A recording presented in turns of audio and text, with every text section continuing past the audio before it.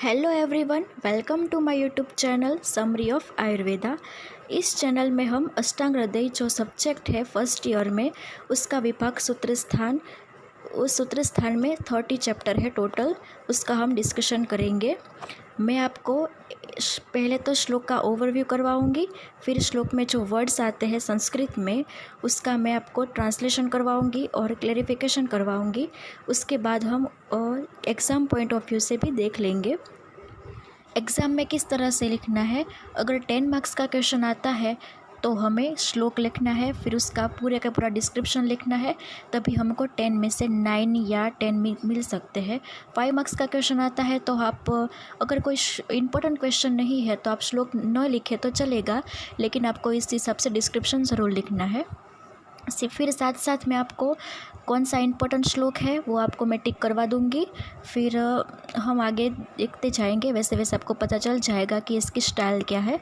अगर आपको मेरे पढ़ाने का तरीका पसंद आता है, मेरा सिखाया हुआ आपको समझ में आ जाता है, तो मेरी चैनल को लाइक कीजिए, शेयर कीजिए, सब्सक्राइब कीजिए और बेल आइकन को दबा दीजिए ताकि मैं अगली वीडियो जब भी डालूँ तो आपको नोटिफिकेशन मिलती रहे। अगर आपको कोई भी डाउट है तो आप कमेंट बॉक्स में लिख सकते हैं, मैं आपको ज़रूर रिप्लाई दूंगी। तो चलो स्टार्ट करते हैं पहला चैप्टर का पहला श्लोक। उसे मंगलाचरण श्लोक भी कहते हैं।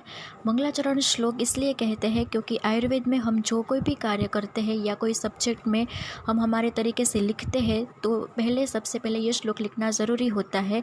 माना जाता है कि ये श्लोक लिखने से हमारा जो कार्य होता है वो अच्छे से हो जाता है, कोई भी प्रॉब्लम के बिना।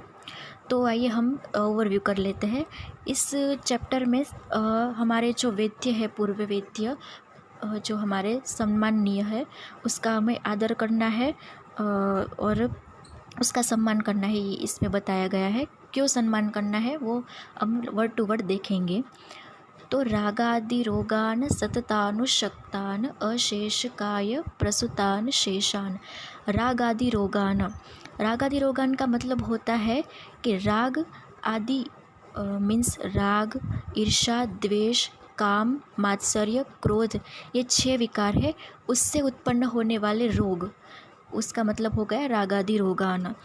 उसके बाद में हम देखते हैं सततानुशक्तान।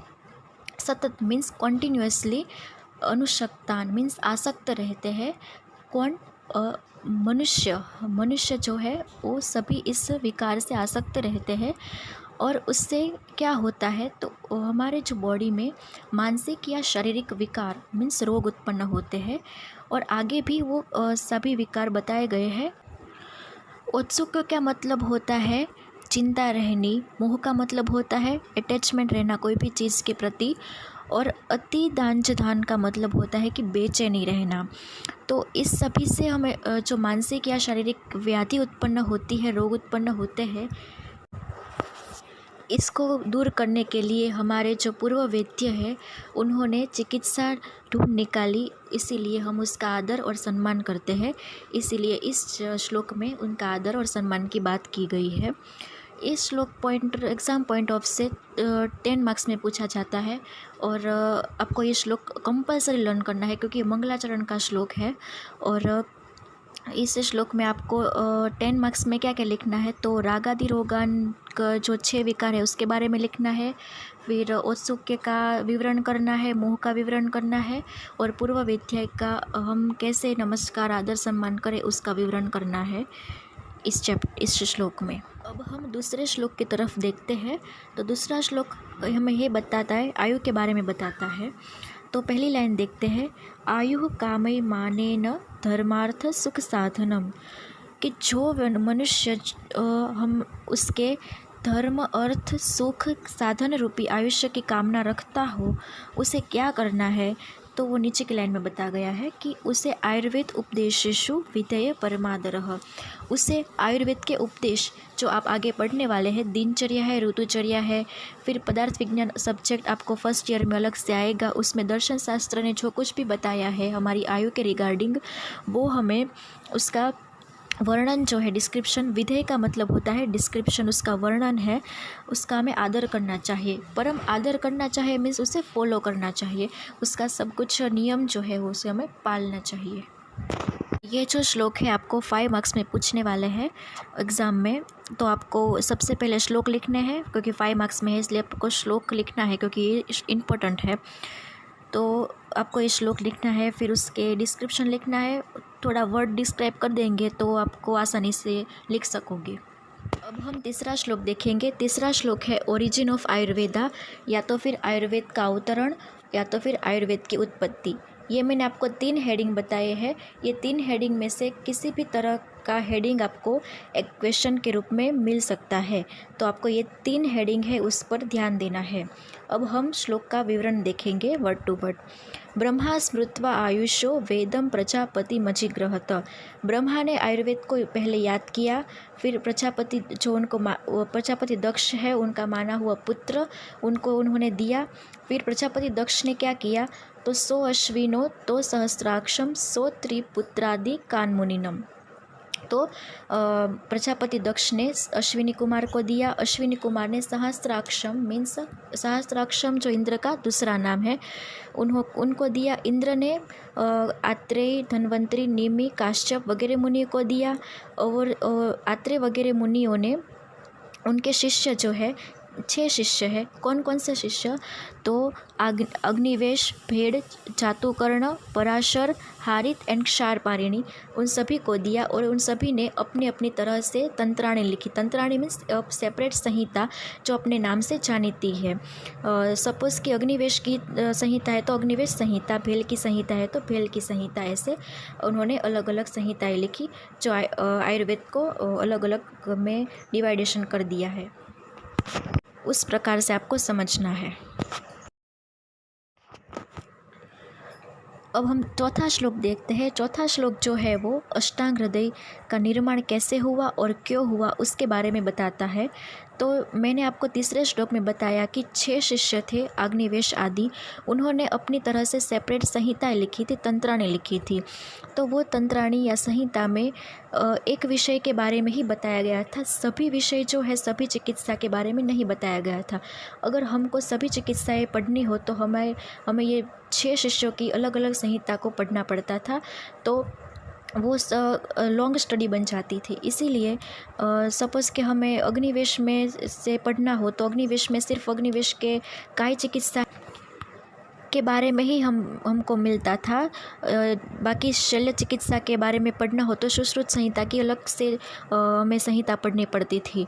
तो वो लॉन्ग स्टडी बन जाती थी। इसीलिए अष्टांग हृदयकार वाग्भट जो है उन्होंने क्या किया कि उस तरह से जो बिखरे पड़े थे संहिताएँ हैं, विषय थे, उनको एक साथ कंपाइल किया और उसमें जो मोस्टली एसेंस था उसको इकट्ठा किया और उसका संग्रह बनाया और अष्टांग हृदय की रचना की। अष्टांग हृदय जो है वो अति संक्षेप में भी नहीं है और अति विस्तार भी नहीं है, मीन्स शॉर्ट भी नहीं है और लॉन्ग भी नहीं है। एक ऐसा हमें जो सभी पॉइंट ऑफ को कवर कर सके ऐसा एक संग्रह बना दिया है उन्होंने। अब हम वर्ड टू वर्ड देखेंगे। तेभ्यो का मतलब होता है उन विषयों, अति विप्रकीर्णेभ्य का मतलब होता है कि ऐसे बिखरे पड़े हैं अलग अलग दिशाओं में। प्राय का मतलब होता है कि मोस्टली। सार का मतलब होता है एसेंस। उच्चय का मतलब होता है संग्रहण। क्रियत अष्टांग हृदय मीन्स अष्टांग हृदय की रचना की। नाति संक्षेप्त विस्तरम कि बहुत संक्षेप में भी नहीं और बहुत विस्तार में भी नहीं। अब हम 5वां श्लोक पढ़ेंगे। इस श्लोक को अष्ट अंगास के नाम से भी जाना जाता है क्योंकि इस श्लोक में आयुर्वेद की जो 8 ब्रांचेस है उसका विवरण, उसका डिस्क्रिप्शन जो है वो दिया गया है कि वो कौन कौन सी ब्रांचेस है। तो पहली है काय, दूसरी बाल, तीसरी ग्रहो, चौथी ऊर्ध्वांग, 5वीं शल्य, 6ठी दृष्टांत, 7वीं जरा और 8वीं वृषाण। तो इस सभी ब्रांचेस का विवरण आयुर्वेद में दिया गया है। तो हम अष्टांग से ब्रीफली पढ़ लेंगे, डिटेल में आपको आगे आ जाएगा। तो पहले काय की चिकित्सा है। जो काय चिकित्सा है वो एडल्ट पर्सन जो है उनके देह बल अग्नि कैसी है उनकी इस हिसाब से चिकित्सा की जाती है। देह बल अग्नि क्या है वो आप आगे वो टर्म से रिलेटेड हो जाओगे, लेकिन अभी इस तरीके से याद रखिए। फिर बाल चिकित्सा है। तो बाल चिकित्सा में जब लेडी प्रेग्नेंट होती है तब से लेके बच्चा जब एडल्ट ना हो जाए तब तक की जो चिकित्सा होती है वो बाल चिकित्सा में आ जाती है। ओनली बच्चों की नहीं आती है, सभी ये मैंने बताया उस तरह की चिकित्सा आती है। फिर ग्रह चिकित्सा में क्या आता है, तो ग्रह चिकित्सा में कर्मकांड, जो देव ग्रह या भूत पिशाच या मानसिक विकारों, ये सभी की चिकित्साएँ ग्रह चिकित्सा में आ जाती है। ऊर्ध्व चिकित्सा में जो हमारे क्लेविकल बोन है उसके ऊपर के ऑर्गन जो है उनमें अगर कोई डिजीज़ होता है तो उसकी चिकित्सा ऊर्ध्व चिकित्सा में आती है। फिर शल्य चिकित्सा, उनमें हमारे बॉडी को कोई फॉरेन बॉडी लगी हो या फॉरेन बॉडी आ गई हो या सर्जरी करवानी हो, तो ये सभी चिकित्साएँ उसका विवरण जो है शल्य चिकित्सा में बताया गया है। दृष्ट चिकित्सा, दृष्ट का मतलब होता है कि जहर, पॉइज़न। अगर पॉइज़न रिलेटेड कोई भी डिजीज़ हुआ हो या पॉइज़न से कुछ भी हुआ हो तो उसकी चिकित्सा दृष्ट चिकित्सा में बताई गई है। जरा चिकित्सा,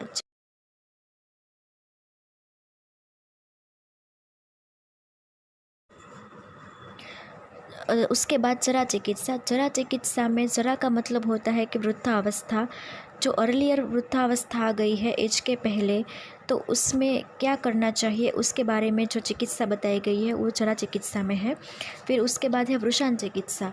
वृषण का मतलब वृषण चिकित्सा में रसायन चिकित्सा और वाशीकरण की चिकित्सा है, जो बल प्रदान करने के लिए वृष के जैसा मीन्स ऑक्स के जैसा बल प्रदान करने के लिए हम जो चिकित्सा करते हैं वो वृषण चिकित्सा में आ जाता है।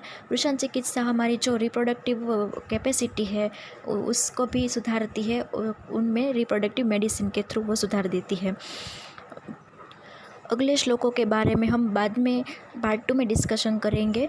मैं इस वीडियो में शायद कुछ भूल चुकी होगी तो मैं डिस्क्रिप्शन बॉक्स में डाल दूँगी उसके रिगार्डिंग सब कुछ, तो आप डिस्क्रिप्शन बॉक्स चेक कर लीजिएगा प्लीज़।